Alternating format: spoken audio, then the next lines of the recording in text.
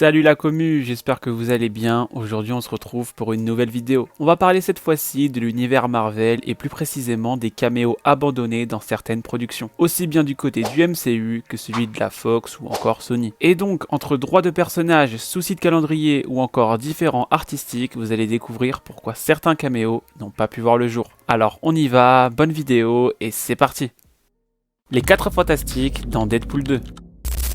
Pour la première anecdote, on se retrouve entre 2017 et 2018 en pleine production du film Deadpool 2. À ce moment-là, c'est Tim Miller qui est censé réaliser le film, étant donné que ce dernier avait déjà réalisé le premier. Mais suite à un différend avec Ryan Reynolds, Tim Miller a préféré quitter le projet. Faut savoir d'ailleurs que Ryan Reynolds est plutôt quelqu'un d'imbuvable, selon beaucoup de personnes à Hollywood. Il est considéré comme très toxique et c'est pas la première fois qu'il se dispute à propos d'un film. D'ailleurs, vous êtes sûrement au courant, mais il y a une rumeur de bagarre entre Robert Downey Jr. et Ryan Reynolds durant le tournage Avengers Doomsday. Même si la rumeur comme quoi il y a eu une bagarre n'a pas été démentie par Marvel, celle qui a été démentie c'est bien le fait que Ryan Reynolds et Robert Downey Jr. en sont venus aux mains. Ils ne se sont jamais rencontrés. Pour en revenir à Deadpool, étant donné que Ryan est très investi avec son personnage, il voulait absolument avoir le dernier mot sur tout, ce qui a fini par agacer Tim Miller, le poussant d'ailleurs du coup à quitter le projet. Mais bon, passons. Concernant le scénario, ça a toujours été le même. L'histoire de Cap qui vient se venger pour sa famille, la X-Force, etc. À une exception près, les 4 fantastiques du film sorti en 2015 devaient être présents dans le film. Donc je parle ici de la version avec Miles Teller en tant que Reed Richards ou encore Michael B. Jordan en tant que Johnny Storm. Vraiment l'un des pires films Marvel, si je peux me permettre. Et étant donné que la Fox avait les droits des personnages des X-Men et des 4 fantastiques, Tim Miller voulait les voir apparaître dans le film. Et l'idée derrière ce caméo était de redonner une bonne image à cette version des 4 Fantastiques afin que les fans puissent un peu fermer les yeux sur la catastrophe de 2015. Mais donc vous vous dites, ok c'est bien beau, il y a eu des concept art et tout, mais ils devaient servir à quoi? Eh bien les 4 Fantastiques étaient censés apparaître seulement quelques minutes, c'est le but d'un caméo, en affrontant le fléau dans la rue de Yancey Street, qui est une rue fictive de New York, iconique dans les comics 4 Fantastiques. D'ailleurs le fléau on finira par le voir dans la version finale de Deadpool 2, notamment en affrontant Colossus à la place des 4 Fantastiques. Donc pour résumer, rien de bien impressionnant, juste un caméo le temps d'une bataille, pas d'interaction avec Deadpool, juste histoire de dire que les 4 Fantastiques sont là. Enfin, les 4 Fantastiques sont toujours là. Et heureusement que ça s'est pas fait parce que ça aurait foutu un plus gros bordel dans la timeline des films X-Men. Wolverine dans Spider-Man 1.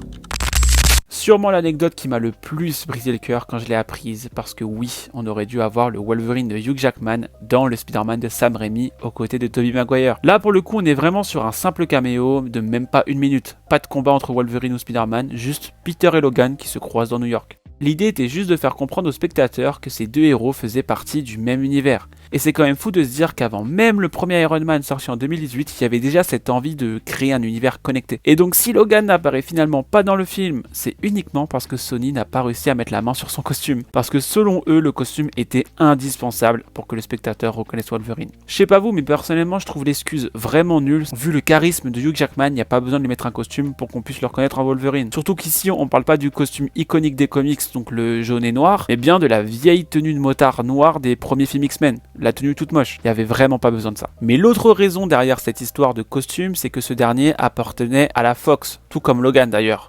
Donc les deux studios n'ont pas réussi à se mettre d'accord à temps pour le caméo. Le tournage avait déjà bien commencé. Donc pour le coup, c'est vraiment dommage.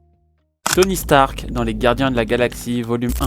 Nous voilà cette fois-ci bien ancrés dans le MCU avec cette anecdote. On est en 2013 et Marvel Studios, aux côtés de James Gunn, travaille sur le premier volet de l'excellent film Gardiens de la Galaxie volume 1. Ce film nous présente une très vieille équipe des comics Marvel avec des personnages que quasiment personne ne connaît, si ce n'est les fans hardcore de l'époque. Je dois bien avouer que même moi j'ai connu les Gardiens grâce à ce film. Marvel prenait donc un très gros risque avec cette équipe. C'est pourquoi ils avaient envisagé d'inclure brièvement Iron Man dans le film, afin de ramener un petit peu plus de public en salle. Mais surtout qu'à cette époque, Iron Man avait rejoint les Gardiens de la Galaxie dans les comics pour les aventures intergalactiques. C'était le timing parfait pour Marvel, mais étant donné que James Gunn met toujours du cœur dans ses projets et souhaite faire les choses correctement, il s'oppose fermement à cette idée. Et à juste titre, il a peur que les quelques minutes d'Iron Man volent le show à tout le reste de l'équipe. Mais surtout, étant donné que l'histoire se passe dans l'espace, c'était l'occasion parfaite pour s'émanciper du MCU. Et proposer quelque chose de neuf, sans tout le bagage de l'époque, donc Avengers, Shield, etc. Mais la raison ultime pour laquelle ça ne s'est pas fait, c'est surtout parce que le contrat de Robert Downey Jr., donc l'interprète de Tony Stark, arrivait à son terme. Et puisqu'il coûte très cher, Marvel a préféré le garder pour des projets plus gros. comme Civil War ou encore les films Avengers, Infinity War et Endgame. Tout ce qui reste de cette histoire de caméo, c'est ce décor derrière Gamora et Star-Lord qui rappelle le réacteur Arc de Tony. Tony Stark dans Deadpool et Wolverine. On va rester encore un peu avec Tony, mais cette fois-ci avec un film plus récent, donc ici Deadpool et Wolverine. Le caméo devait se situer en scène post-générique, pas de résurrection pour le personnage, on était censé voir le Tony Stark de 2018. Car dans la timeline du MCU, Tony était encore en vie, étant donné qu'il est mort canoniquement en 2023. Cette scène devait faire le lien avec la scène où Happy Hogan refoule Deadpool au début du film. Mais malheureusement ça ne s'est pas fait car Robert Downey Jr. était déjà en train de négocier pour revenir en tant que Dr. Doom. Et Marvel ne voulait pas gâcher la surprise de la Comic Con, parce qu'ils avaient tout planifié pour que ce soit à la Comic Con de 2024 que Robert Downey Jr. fasse son apparition en tant que Dr. Doom. Ils ont fait ça par peur que les fans se doutent de quelque chose en le voyant à la fin du film. Et ils ont bien fait, parce que depuis que j'ai vu Chris Evans dans le film, je suis persuadé qu'on le reverra en tant que Captain America, ou en tant que Nomad, ou en tant que Captain Hydra. Il n'est pas revenu que pour Deadpool, c'est impossible. Les Eternals dans Moon Knight.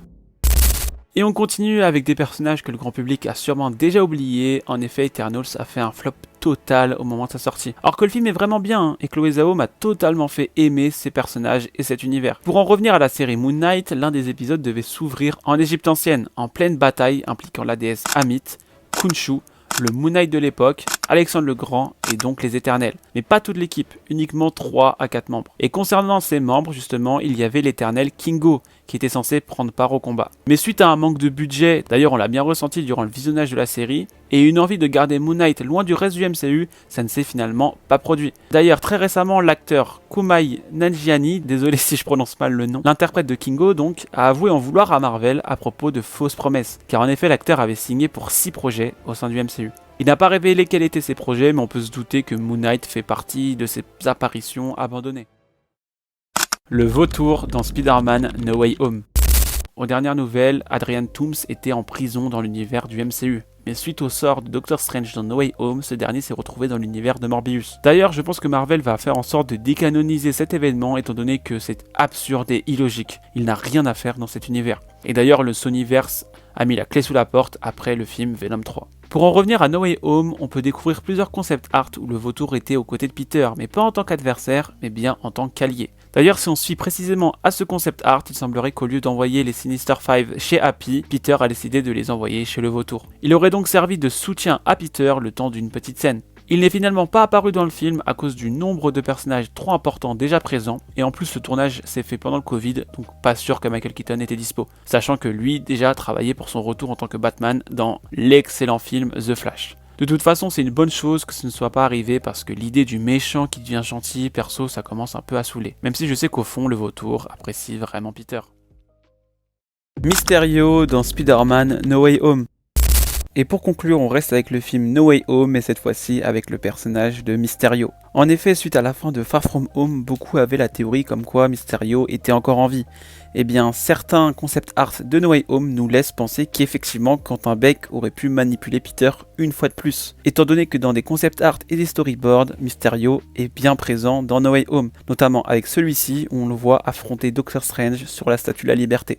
Sauf que pour les mêmes raisons que le vautour, suite à un nombre de méchants déjà trop important, ils ont préféré ignorer cette piste, et dû notamment à une incohérence, car ils ne savaient pas comment réellement ramener Mysterio. D'ailleurs, on voit bien un storyboard où ce n'est pas le bouffon vert de Willem Dafoe qui était censé tuer Tante May, mais bien Mysterio. Alors, est-ce que c'est un storyboard avant cette idée de fanservice et donc faire en sorte que Mysterio soit de retour dans No Way Home, ou bien si effectivement malgré le retour de certains méchants c'était bien Mysterio qui était censé tuer Tante May. Donc là-dessus c'est encore très flou, mais tout porte à croire qu'effectivement dû à un souci de cohérence avec le film Far From Home, cela ne s'est finalement pas produit. Voilà, c'était tout pour moi, j'espère que la vidéo vous a plu. Bien évidemment, il y a encore tellement d'anecdotes à évoquer, rien que le film No Way Home mériterait une vidéo entière, vu tous les persos qui étaient prévus. Alors dites-moi en commentaire si une série de vidéos là-dessus vous intéresserait. Mais juste avant de vous quitter, il est important de vous dire que certaines anecdotes sont des bruits de couloir, venant de certains journalistes ou reporters en relation avec les studios. Par exemple concernant Iron Man dans les Gardiens de la Galaxie, nombreux ceux qui disent que oui, Iron Man a été envisagé, et d'autres disant que Iron Man n'a jamais été prévu dans le film. Mais dites-vous que si les concept art existent, c'est que les personnages ont bien été envisagés. De toute façon, j'ai mis toutes les sources dans la description, donc je vous invite à aller checker par vous-même. Mais de toute façon, cette anecdote est la seule de la vidéo qui n'est pas 100% confirmée. Et Iron Man, c'est mon perso préféré, donc je voulais trop en parler. Quant à vous, n'oubliez pas la formule magique, like, abonnement, commentaire, partage, et moi je vous dis à la prochaine, portez-vous bien, ciao.